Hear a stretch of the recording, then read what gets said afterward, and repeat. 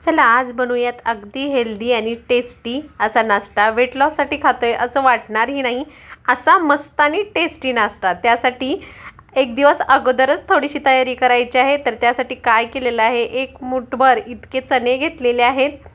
घरचे चणे आहेत, हे चांगले स्वच्छ धुवून घ्यायचे। एक मुठभर इतके शेंगदाणे घेतलेले आहेत।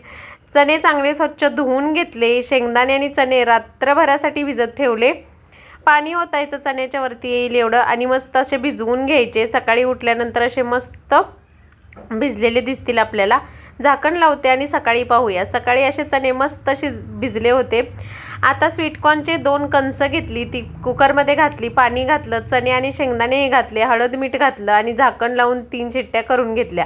नंतर असे नितळून घेतले। एक गाजर घेतलं, टोमॅटो घेतले, कोथिंबीर घेतलं, अर्ध लिंबू घेतले, एक काकडी घेतलेली आहे, ती बारीक चिरून घेणार आहे, साल काढून घेतलेली आहे।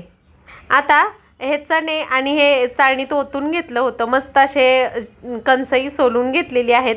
सगळे मोठा बाउल घ्यायचं, त्या मोठ्या बाउलमध्ये घ्यायचं, सगळे चिरलेले जिन्नसही यामध्ये घालून घ्यायचे।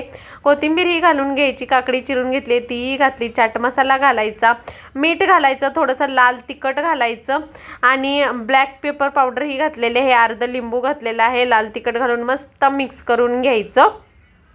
सगळं मिक्स झाल्यानंतर प्लेटिंग करून घेऊयात। कसं सगळं व्यवस्थित मिक्स करून प्लेटमध्ये घ्यायचं आणि सकाळी एक प्लेट भरून खायचं। अगदी टेस्टी आणि मस्त रेसिपी आहे, नक्की ट्राय करा। आवडली तर लाईक शेअर सबस्क्राईब।